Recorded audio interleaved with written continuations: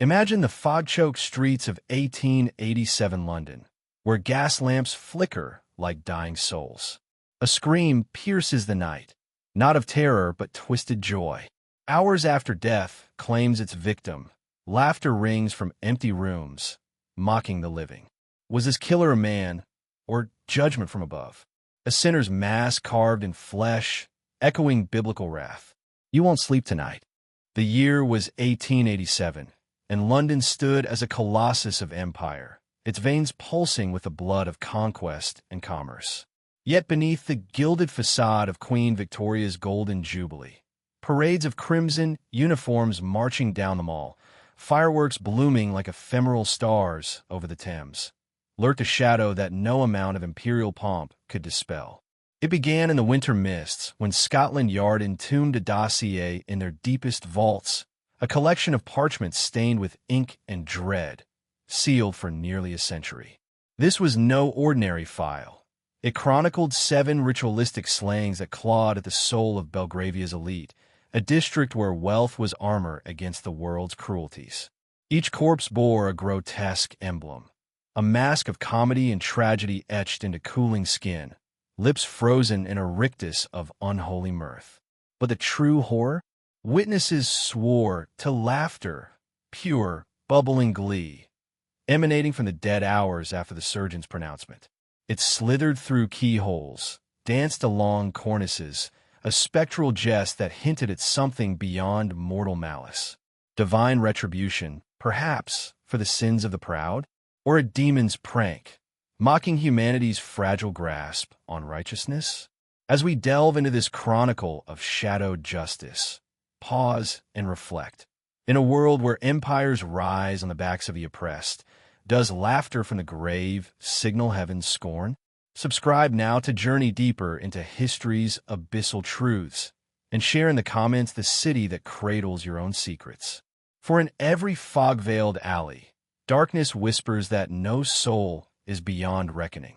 What the authorities interred wasn't merely evidence of carnage, but a testament to Victorian society's festering underbelly. Elite cadre, so entwined in webs of power and pretense that they'd let evil roam free rather than shatter their porcelain illusions. The laughter, they claimed, was hysteria, a trick of the wind. But those who heard it knew better. It was the echo of unconfessed sins, a biblical chorus reminiscent of Proverbs' warning. The wicked flee when no one pursues, but the righteous are bold as a lion. Here, in the heart of empire, the wicked laughed and the righteous trembled.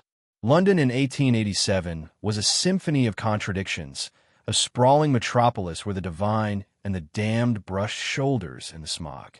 The Thames snaked through it like a serpent from Eden, its waters thick with the effluvia of industry, coal dust, tannery runoff, the acrid tang of progress. By day, the city thrummed with vitality, the clang of hammers in shipyards forging vessels for distant colonies, the chatter of costermongers hawking wares in Covent Garden, their voices rising like prayers to a god of commerce. Horse-drawn omnibuses rumbled over granite sets, their iron wheels grinding sparks that mirrored the sparks of innovation in inventors' workshops. The air hung heavy with scents, roasting chestnuts from street vendors, the floral perfume of hothouse blooms in Mayfair drawing rooms, undercut by the ever-present sulphurous bite of pea soup fogs born from a million chimney pots. Yet as dusk fell, the transformation was alchemical, almost spiritual. Gas lamps ignited one by one, their mantles hissing like serpents, casting amber pools that warred with encroaching shadows.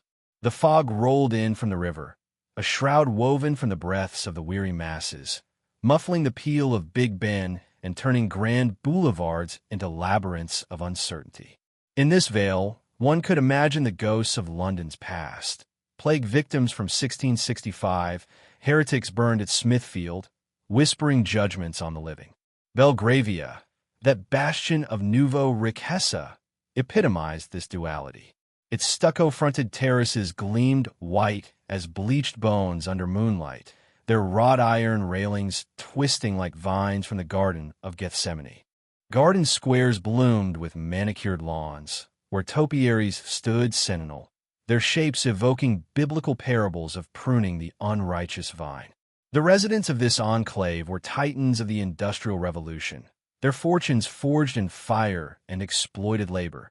Yet they cloaked themselves in piety, attending Sunday services at St. Michael's where sermons railed against the godless poor. The Harringtons exemplified this hypocrisy. Lord Charles Harrington, a colossus of a man with a beard like steel wool and eyes sharp as ledger knives, had amassed his wealth through Manchester's cotton mills, factories where children toiled in the din of looms, their tiny hands weaving threads stained with the sweat of subjugation. His Belgrave square mansion, acquired for the princely sum of £12,000, was a temple to excess. Marble halls echoing with the tick of grandfather clocks imported from Geneva, walls adorned with oil paintings of imperial conquests, where red-coated soldiers subdued savages in the name of civilization and Christ. Lady Margaret Harrington, his porcelain doll wife, 2 decades his junior, navigated this world with the grace of a swan on poison waters. Her auburn tresses cascaded in ringlets that caught the gaslight like flames of penitence, her emerald gowns whispering over parquet floors polished to mirror sheen. She hosted soirees where crystal clinked and laughter pealed, superficial mirth masking the spiritual void beneath. Conversations turned to Darwin's theories, challenging Genesis or the latest scandals in Parliament, all while servants like Mrs. Elenina Whitfield ghosted through the rooms, invisible specters bearing trays of sherry and sin. The Cavendish clan, rivals in opulence, drew their gold from the opium trade. Clipper ships slicing through monsoon waves, laden with chests of narcotic dreams that addicted empires and eroded souls. Geoffrey Cavendish, the youngest scion, inhabited a Chester Square abode that doubled as a salon for aesthetes. There, amid velvet drapes heavy with the scent of incense and absinthe, intellectuals debated Nietzsche's godless void, their words an unwitting invocation of the darkness to come. Geoffrey's laughter was legendary, booming, infectious, but it paled against the spectral chuckles that would soon haunt these streets. Then there were the Pembertons, coal barons whose black diamonds fueled the steam engines of progress, their minds burrowing into Earth's bowels like tunnels to Hades. Lord William Pemberton, risen from pit-boy rags to silk cravats, retained a burr in his speech that betrayed his origins, a reminder that no amount of wealth could wash away original sin. His household prayers were rote, lips moving while his mind tallied profits from laborers gasping in dust-choked shafts. Into this milieu stepped Inspector Edmund Harwick, a beacon of earthly justice in a world teetering on spiritual precipice. At 45, he was a study in contrasts, tall and wiry, his frame forged in his father's Hampshire smithy, where hammers rang like judgments from on high. Premature silver threaded his hair, lending an aura of prophetic wisdom, while his calloused hands spoke of humble toil. Educated in classics at a grammar school, he quoted Virgil amid crime scenes, seeing in each atrocity echoes of ancient tragedies, hubris inviting nemesis. Harwick's Montague Street lodgings were Spartan, a single room lined with leather-bound tomes on criminology and theology, a worn Bible open to psalms of lament. Widowed young, he found solace not in alehouses but in solitary walks along the embankment, where the Thames murmured confessions of the drowned. His faith was quiet, tested by the depravities he'd witnessed, from Whitechapel's gin-soaked brawls to Mayfair's veiled vices, but unyielding, believing that divine order underpinned even chaos. Autumn 1887 descended like a biblical plague, frosts rimming Hyde Park's Serpentine Lake by October's dawn, fogs thickening into tangible malice. These were no mere mists. They were the London particulars, as Dickens termed them, choking amalgamations of soot and vapor that stung eyes, coated throats, and obscured sins. On such nights, sounds warped. A distant cough became a death rattle. A carriage's rumble the approach of the apocalyptic horseman.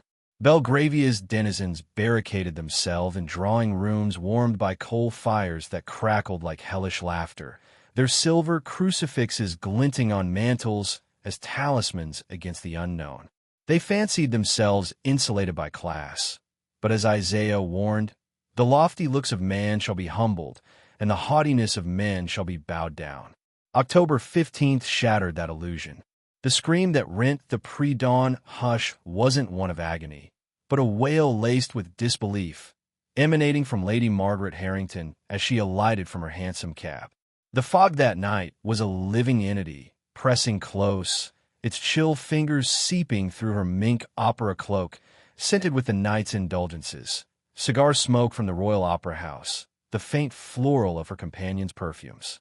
The journey home had been an ordeal, the cab's lanterns barely piercing the murk, horses snorting unease, the driver muttering curses under his breath. Wagner's Ring cycle had droned interminably, its Teutonic gods clashing in operatic fury, mirroring the spiritual battles she ignored in her own life. Pleading migraine, a polite veil for boredom, she'd fled the velvet seats, yearning for the sanctity of home. But sanctity was profaned. Her door gaped like a wound, golden light spilling into the fog, inviting intrusion. The marble hall, usually pristine, now hosted eddies of mist that twirled like damned spirits. "Mrs. Whitfield?" Evelina, Lady Margaret's voice quavered, swallowed by the damp air.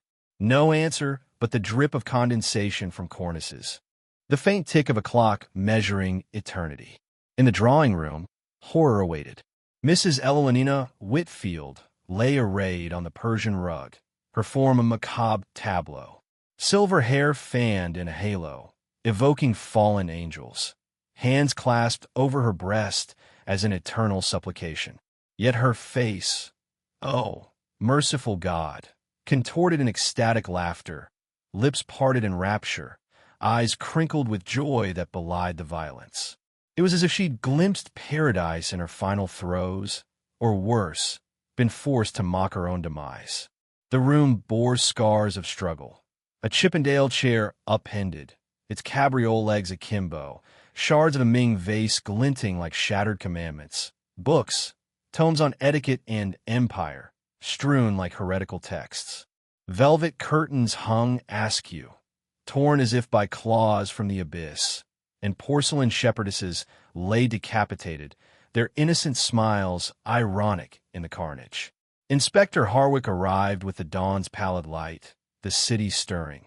Milkmaids' cries piercing the lifting fog, the grind of street sweepers' brooms like pennants.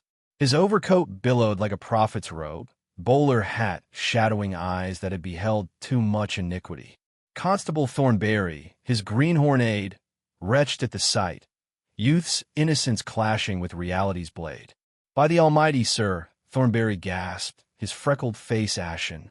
"She looks happy. What devilry is this?"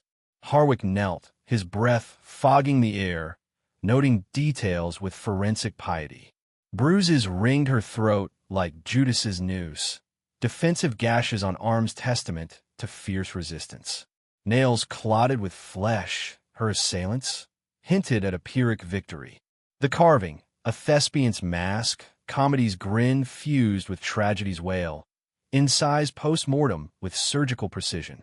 A symbol of duality, perhaps, the public facade of virtue masking private vice, as in the parable of the Pharisee and the tax collector.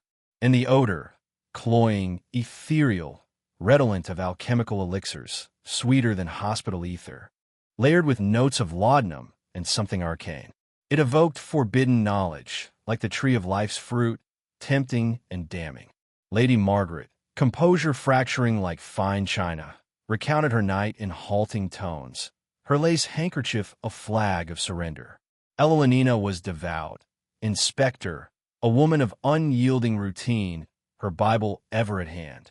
Yet whispers of her late eccentricities surfaced, solitary mutterings, as if conversing with unseen judges. Deeper dread emerged from neighbors' testimonies. Mrs. Gertrude Pembroke, ensconced across the square in widow's weeds, spoke in quivering cadences. The laughter, Inspector, it bubbled forth past 2 o'clock, long after death's seal. Joyous, yet laced with mockery, as if the grave itself jested at our pretensions. In the fog's embrace, sound traveled like divine whispers, turning mirth into omen. Was this the killer's chemical sorcery, preserving a final, forced glee, or spiritual manifestation? Sins of the elite made audible, echoing Ecclesiastes. For God shall bring every work into judgment, with every secret thing. As Harwick pieced the puzzle, a chill settled deeper than fog. This was no mere murder, but a reckoning. The Laughing Man, as whispers named him, wielded not just blade, but symbol, carving justice into flesh. In Belgravia's gilded cages, where wealth blinded eyes to the poor's cries, laughter rang as indictment. Redemption hovered distant, a faint dawn light, but for now, shadows reigned, pregnant with revelations yet to unfold. The fog of Victorian London clung to the cobblestones like a shroud of forgotten sins, muffling the clatter of hansom cabs and the distant toll of church bells calling the faithful to repentance. It was in this ethereal veil that the specter dubbed the Laughing Man claimed his inaugural soul, leaving not just a corpse, but a riddle that gnawed at the foundations of reason and faith. Inspector Edmund Harwick, that steadfast sentinel of justice, found himself ensnared in a labyrinth where science danced with the supernatural, where laughter defied the grave silence. The murder of Mrs. Elenina Whitfield wasn't mere brutality. It was a sermon in blood, a parable of hidden vices exposed under gaslight's unforgiving glare. As whispers of the atrocity slithered through Belgravia's opulent parlors, rooms heavy with the scent of beeswax polish on mahogany, the faint aroma of imported teas steeping in silver pots, the elite trembled, their facades cracking like fine china under the weight of divine scrutiny. Word of the slaying ignited like gunpowder in a confessional, despite the Harringtons' frantic efforts to cloak it in discretion. Lord Charles, with his iron gaze and ledger-bound soul, leveraged his parliamentary ties to stifle the blaze. But gossip was a hydra, sprouting heads in gentlemen's clubs where cigar smoke curled like incense to Mammon. Crystal decanters clinked over polished oak tables, voices dropping to hushed tones as tales embellished. Did you hear? The housekeeper's face, frozen in bliss, as if she'd glimpsed heaven amid hell. The Times, that bastion of propriety, buried the notice amid patent remedy ads. Miracle cures for ailments of the body, ignoring those of the spirit, describing it as a domestic misfortune in Belgrave Square, the Metropolitan Police diligently inquiring. No mention of the carved mask, that emblem of duality, comedy veiling tragedy, sin masquerading as virtue. But the penny dreadfuls, those pulp prophets of the macabre, feasted on the gore. The Illustrated Police News splashed lurid engravings across its broadsheet. A stylized corpse with a grin defying death, headlines screaming, ghastly grin in gilded halls, servants slain with satanic smile. The woodcuts, though fanciful, exaggerated shadows looming like avenging angels, fog twisting into demonic forms, captured the essence. A violation not just of flesh, but of the soul's sanctity. Readers in cramped tenements and grand terraces alike devoured the details, their pulses quickening at the Gothic allure, a reminder that even in empire's heart, the wages of sin were death, as Romans decreed. Harwick navigated this maelstrom with the poise of a confessor in a den of thieves, his calloused hands gripping case files like prayer beads.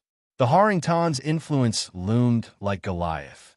Lord Charles's railway empire spanned continents. His whispers in Westminster could forge or shatter careers. A misstep, and Harwick's badge would tarnish, his pension evaporate like morning mist. Yet his conscience, forged in Whitechapel's squalor where the poor's cries echoed unanswered, demanded equity. Mrs. Whitfield, a servant in livery, merited justice as surely as a duchess in silks. All are equal before the Lord, he'd murmur, echoing Galatians, his dark eyes scanning witness statements under the sputter of his desk lamp, its flame dancing like the Holy Spirit's tongues. Delving into Elenina's past unveiled a tapestry of quiet piety. Born in Yorkshire's windswept moors, lands where stone chapels stood defiant against gales, preaching humility to hardy folk, she'd fled rural drudgery at 18, drawn to London's glittering maw.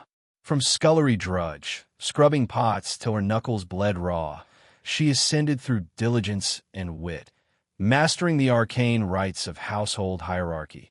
The precise fold of linens, the artful arrangement of floral centerpieces that symbolized fleeting beauty, a vanitas for the vain. Her staff revered her, Sarah Pembroke, the scullery maid with freckles like scattered constellations, spoke through tears, twisting her apron like a rosary. Mrs. Whitfield was firm but fair, sir. Taught me to polish silver till it gleamed like salvation's light. Never a harsh word without merit, always a lesson wrapped in kindness. Thomas Hartwell, the butler, his starched collar a symbol of rigid order, softened as he reminisced in the servants' hall, where the air hung thick with cold dust and stew's savory steam. She was the soul of this house, inspector, knew every heirloom's history, every protocol's nuance. Lady Margaret leaned on her like a crutch for the spirit, arranging soirees where laughter masked emptiness. Lord Charles trusted her with keys to vaults of secrets. Yet shadows crept into these eulogies, whispers of Eloanina's late peculiarities. She'd murmur to empty pantries, her voice shifting octaves, now a haughty dowager's drawl, now a cockney's grit, an Irish lilt, a Scots burr. Like she was rehearsing for the Pearly Gates choir, Sarah confided, her eyes wide with retrospective dread. We'd chuckle at first, thinking it harmless fancy. But in hindsight, it chills the blood. This theatrical bent ignited a spark in Harwick's methodical mind, linking to the incised mask. A thespian sigil, comedy and tragedy entwined like the serpent and staff. It evoked Ecclesiastes. There is a time to weep and a time to laugh. But here, laughter profaned death's solemnity. Expanding his probe to the West End's labyrinthine stages, where grease paint and gas footlights conjured illusions of life, Harwick treaded boards creaking underfoot, the air redolent of sawdust, velvet, and actor sweat. The Lyceum, Henry Irving's realm, loomed Gothic with its arched proscenium, shadows pooling in boxes like unconfessed sins. Newer venues like the Savoy pulsed with electric novelty, bulbs humming like forbidden knowledge. Ossip flowed like cheap gin among the troupe, stagehands in threadbare waistcoats, divas in feathered boas. Whispers coalesced around an enigmatic patron, a solitary gentleman, impeccably tailored in evening blacks, his presence a chill draft in warm auditoriums. Albert Grimby, Lyceum's manager, led Harwick through the deserted house, daylight piercing dust motes like divine rays. He sat yonder box, night after night during Macbeth. When the witches cackled or Lady Macbeth raved, he'd erupt, gales of laughter echoing like thunder in Eden. Not mirth in spectre, but something profane, mocking mortality's veil. Grimby's voice trembled, his jowls quivering. Patrons bristled. Irving glared from the stage. We barred him, and he smiled. Authentic portrayal of life's absurdity, quoth he. Words that linger like a curse. Descriptions fractured like a shattered mirror. Tall and mustachioed, evoking a cavalry officer's swagger, or diminutive, pallid as a cloistered monk. Uniform threads, aristocratic garb, silk cravats whispering wealth. Encyclopedic script knowledge, as if he'd scripted fates himself. And that laughter, bursting at tragedy's peak, inverting sorrow into jest, a blasphemy against Job's laments. Was this the laughing man, a human agent of chaos, or a vessel for demonic glee, testing souls as in the wilderness temptations? 3 weeks waned, November's grip tightening like a noose of frost. Fogs thickened to pea-soup density, gas lamps haloed in sickly yellow, their lights swallowed by the murk. The elite barricaded in hearths blazing with coal that crackled accusations. Wealth built on exploited toil, ignoring the widow and orphan, as James warned. Then, the second strike, Geoffrey Cavendish, scion of opium-laced fortunes, discovered in his Chester Square sanctum. His manservant, William Hartley, raw youth with trembling hands, arrived at dawn, the air crisp with rime, to kindle fires. The study door barred from within, no reply to knocks escalating to pleas. A locksmith's chisel breached the oak, unleashing horror. Cavendish reclined in his leather throne by the grate, embers glowing like hell's eyes. Burgundy velvet jacket draped his form, head lolled, hands lax on armrests. A pose of repose, save for the face, rapturous laughter eternalized, eyes twinkling with unearthly delight, mouth agape in euphoria. No chaos here. The room pristine, books aligned on shelves like disciplined congregants, quills neat in inkwells scented with sandalwood. An open tome graced his lap. Oscar Wilde's comedies, splayed to Lady Bracknell's diatribe on composure. Ironic epitaph, mocking Victorian stoicism amid spiritual turmoil. Yet echoes betrayed the peace. Neighbors stirred from slumber by nocturnal mirth. Mrs. Adelaide Pemberton, widow and adjoining walls thick as hypocrisy's barriers, recounted over trembling teacups, porcelain clinking like judgment's gavel. Laughter pierced the divide, clear as Vespers bells, past 3 in the morn, hours after death's hour, for the surgeon. Not fleeting chuckles, but waves crashing eternal, pausing only to swell anew. It invaded my dreams, inspector, a cacophony of joy twisted sinister, as if the damned mocked paradise lost. Harwick unearthed Cavendish's essence. Cambridge schooled in classics, heir to tea empires shadowed by opium's curse, ships laden with crates that addicted souls across seas, a modern babble of babble. Eschewing commerce's grind, he pursued enlightenment's flame, salons in his abode alive with intellects. Wilde's wit sparking like flint on steel, Shaw's barbs piercing societal veils. Unwed, his library a cathedral of tomes, psychology's nascent texts probing mind's abysses, expressions as windows to souls, echoing Paul's, outward man perishes, but inward is renewed. The link to Whitfield baffled, servant and savant, orbits distant as heaven and earth. Yet both grinned in death, laughter persisting post-mortem, a chemical phantasm or spiritual echo. Constable Thornberry, eager pup amid wolves, unearthed the key, a loose panel behind the desk, yielding a compartment like a confessional secret drawer. Within, a diary, leather-bound as a Bible, pages scripted in Cavendish's elegant hand, chronicling descent into obsession, authentic emotion, unmasked from society's chains. Entries unveiled madness.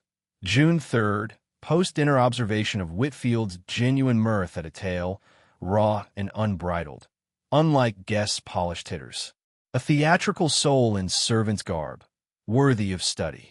Later, alliance with Dr. H., alchemical pursuits and compounds overriding facades, inducing pure response.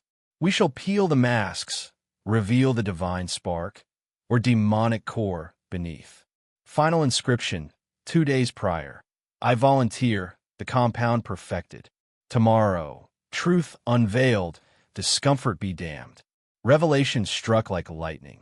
Cavendish, no victim, but architect turned casualty in hubristic quest. Who was Dr. H., this shadow alchemist wielding elixirs that fuse joy with demise? Harwick's pulse thrummed, the study's gaslight flickering omens. Was this experiment a Faustian pact, inviting divine wrath?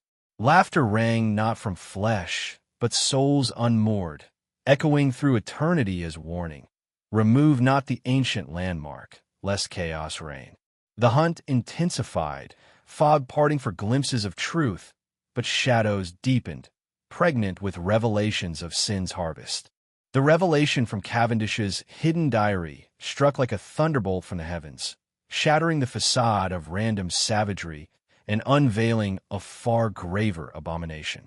If the tea baron had willingly imbibed the fatal elixir, surrendering his mortal coil in pursuit of authentic bliss, then Mrs. Ellalinina Whitfield's demise transformed from senseless murder to a calculated sacrifice on the altar of forbidden knowledge.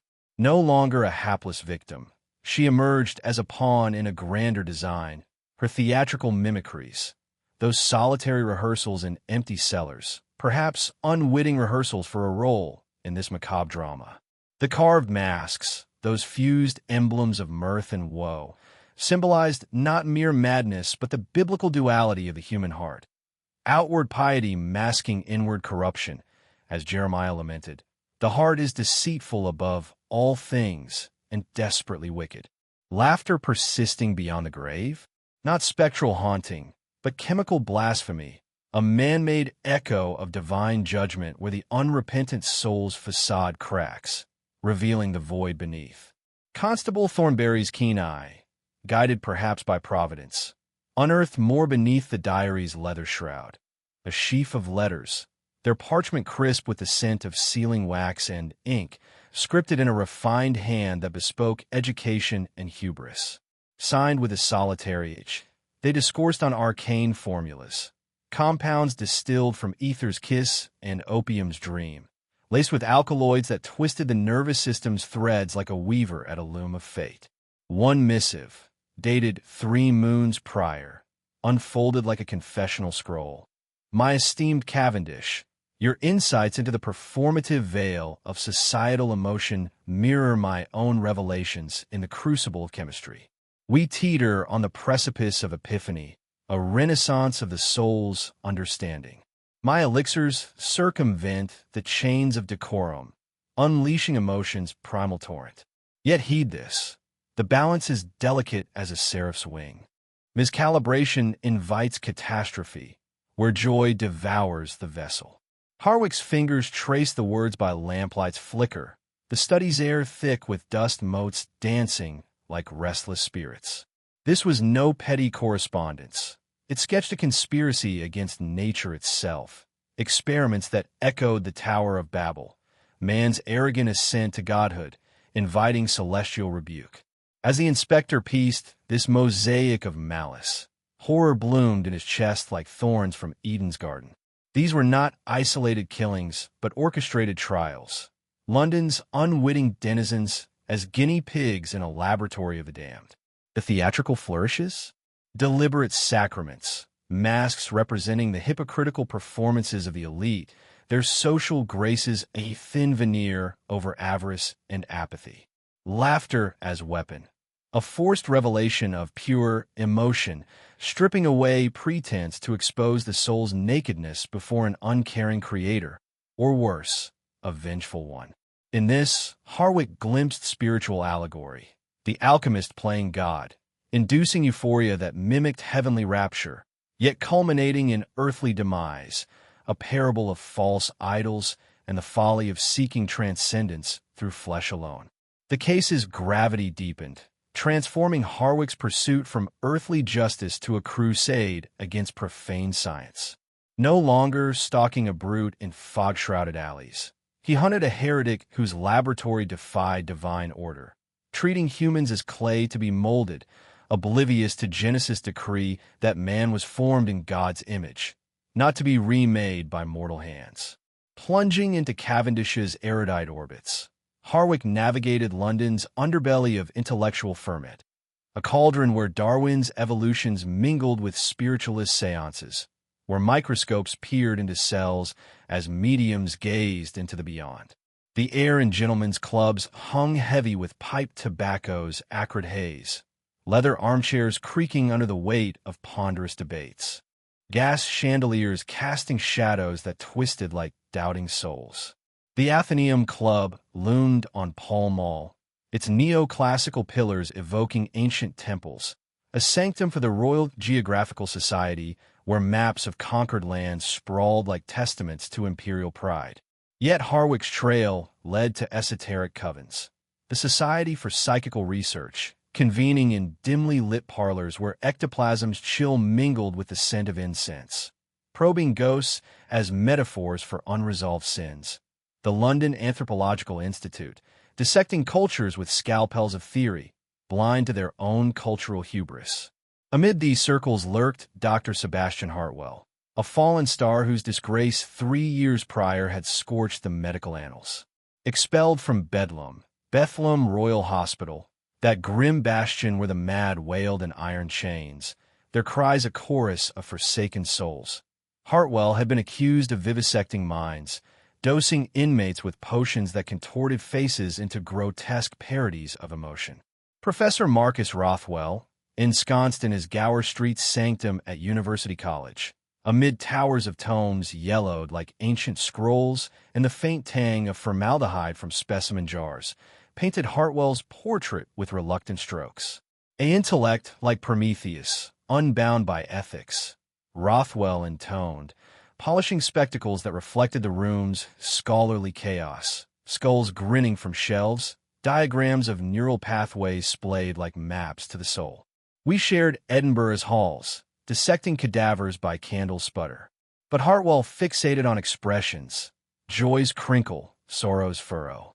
He theorized chemicals could evoke unadulterated states, untainted by society's yoke. Laughter, he claimed, was the pinnacle, elusive, divine. His quest, to forge essence of joy, revealing the spirit's core, heedless of the fall's curse that toil and pain shadow mortal bliss. Locating Hartwell proved elusive. His Bloomsbury digs, a warren of faded wallpaper peeling like shed sins, stood vacant, the air stale with abandonment's hush. Landlady Agnes Butterworth, her apron dusted with flour from perpetual baking, ushered Harwick through creaking doors. Polite as a parson, paid on the dot, she murmured, her voice echoing in empty chambers where chemical ghosts lingered, sweet, cloying vapors that stung eyes like brimstone. Nights brought oddities, bubbling flasks, murmurs like stage rehearsals, accents shifting as if hosting a spectral troupe. Behind a false panel, concealed like Judas's silver, sprawled a clandestine lab. Retorts gleaming like forbidden fruits, vials of iridescent liquids labeled in Latin script. Euphoricum maximus, risus aeternus. Notebooks chronicled horrors. Subject exhibits convulsive mirth post-ingestion. Euphoria peaks. Vital signs falter, yet vocalizations endure, defying cessation of life. A neural echo, perhaps the soul's final protest. Urgency gripped Harwick like a vice of providence as reports cascaded. Belgravia's elite besieged by subtle intrusions, harbingers of doom. Lady Victoria Pemberton, in her Chester Square morning room, where sunlight filtered through lace curtains like filtered grace, poured tea with hands that trembled as autumn leaves. Returned from Brighton to find my sanctum violated, not plundered but probed. Papers rifled, correspondences exposed like confessed sins. Vanished? Tomes on theatrics, emotions anatomy, whispers of the psyche. Lord Hamilton Fairfax's Eaton Square study, a vault of rarities where leather-bound volumes exhaled antiquity's musk, bore similar scars. The intruder spurned gold-illuminated manuscripts, coveting only psychology's grimoires, performances scripts. No common thief, a seeker of soul's secrets. Most harrowing, Mrs. Charlotte Bramwell's vigil on Belgrave Square, her townhouse a mirror to the Harringtons across the green, where gas lamps flickered like watchful eyes.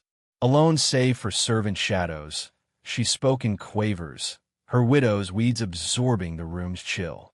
A gentleman lurks in yonder gloom, tall, cloaked in finery, observing not with greed but clinical detachment, as if I were a butterfly pinned for study.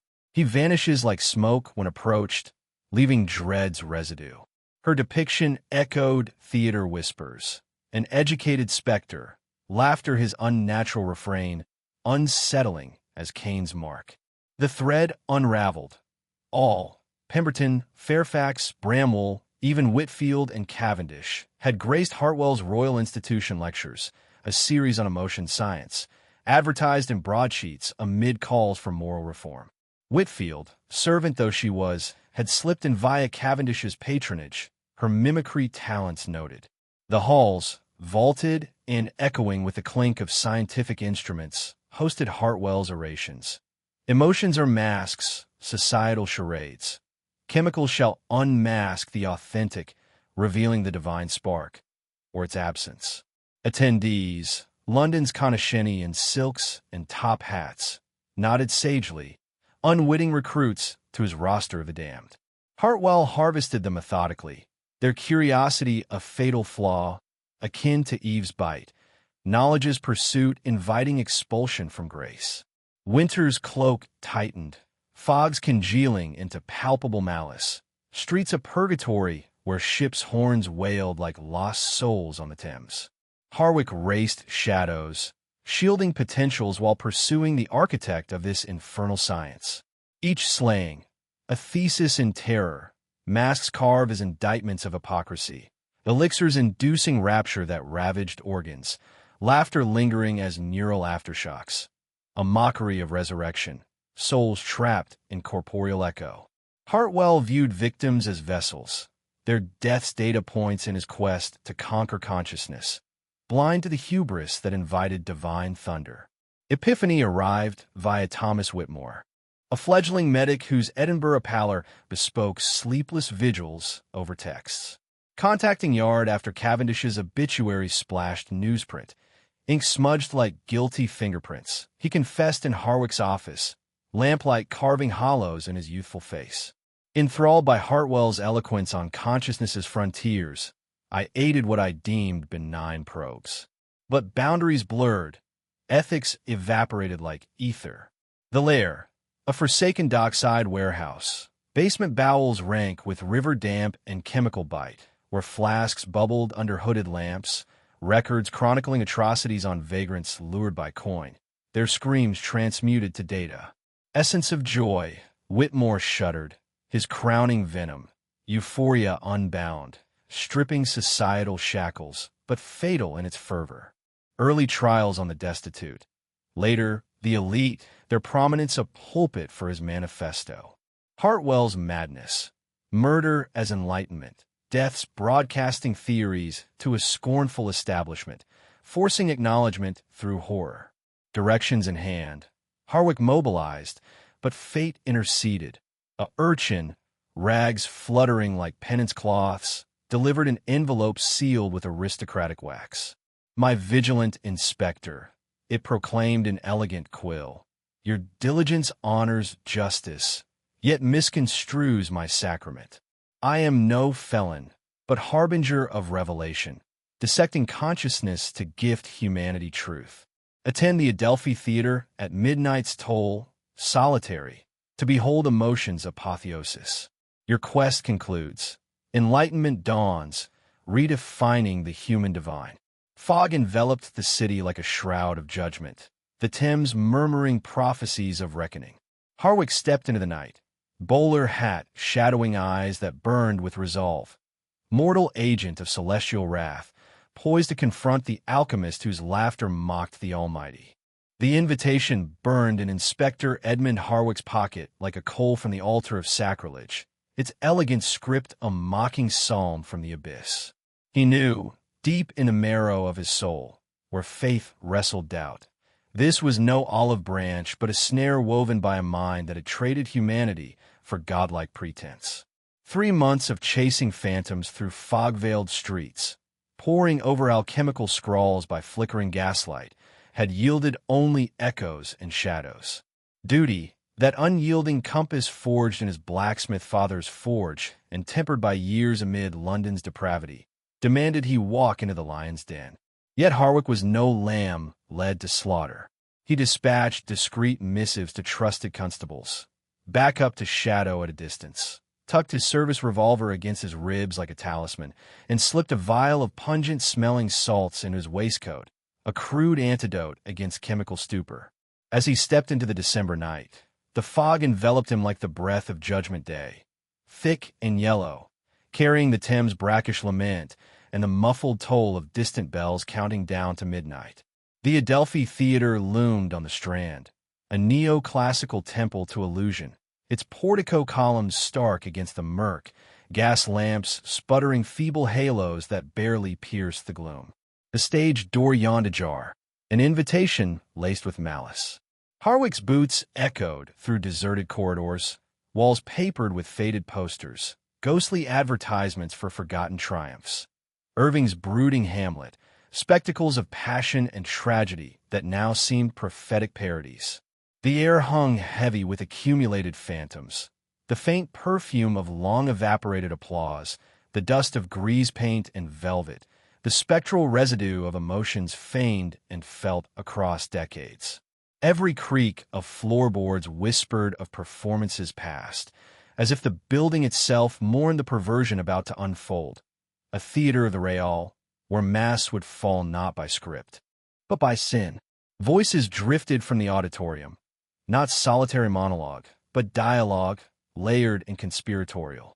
Harwick's pulse quickened, a chill slithering down his spine like icy fingers from the grave. Hartwell was not alone.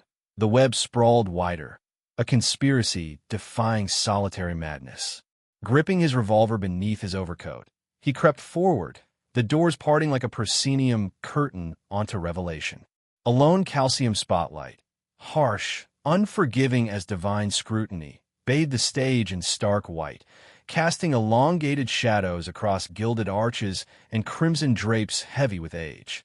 Center stage stood Dr. Sebastian Hartwell, posture erect as a lecturer before the Royal Society, his features sharp and ascetic, eyes gleaming with messianic fervor. Beside him, very much alive, impeccably attired in burgundy velvet that caught the light like congealed blood, Geoffrey Cavendish.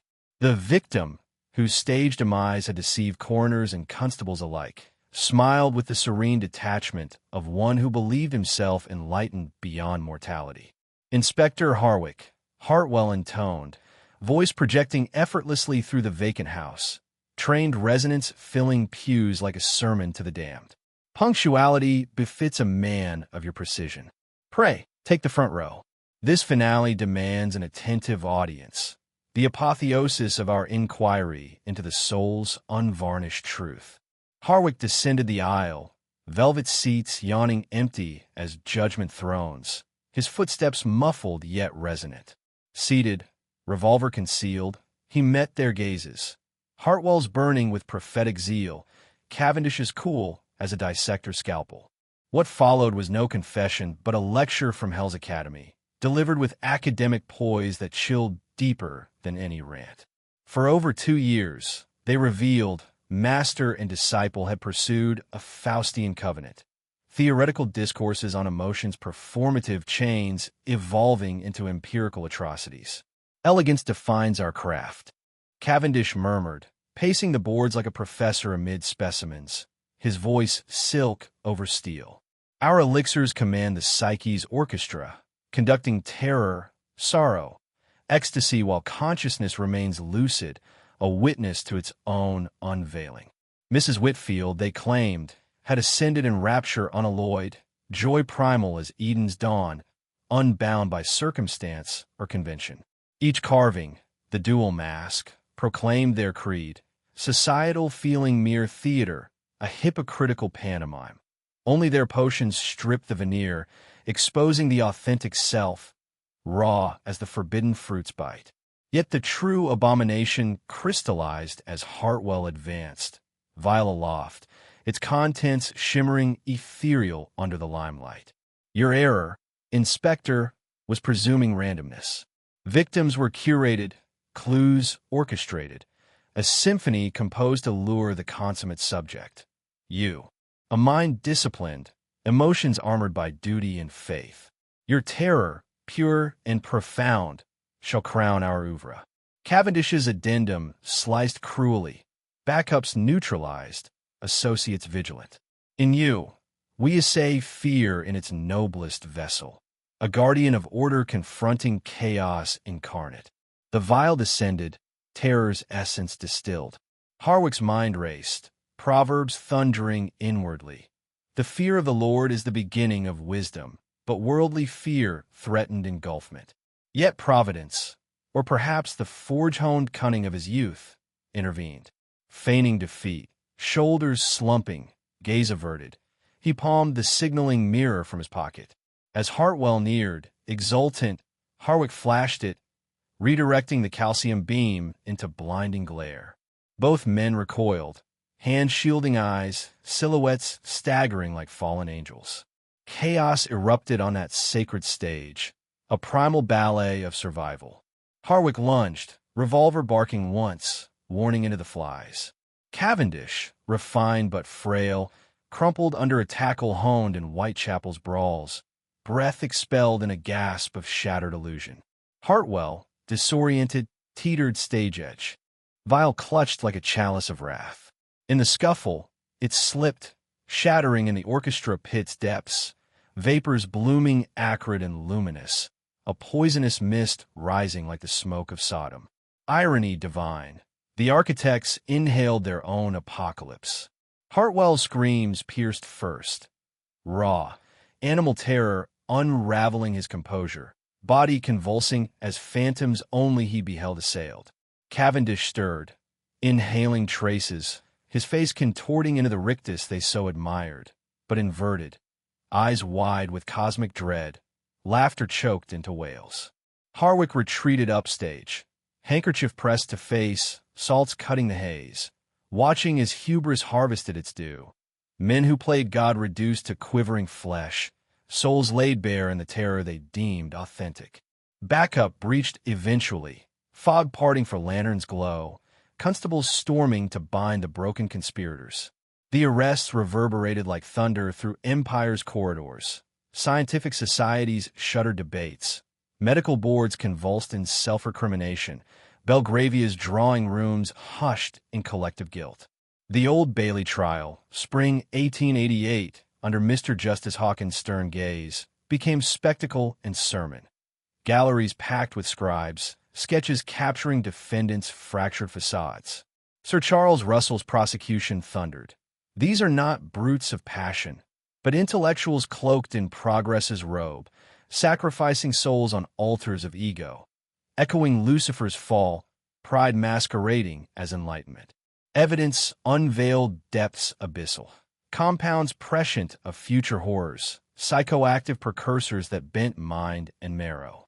Laboratories, Adelphi's substage warrens, dockside lairs, yielded grim relics.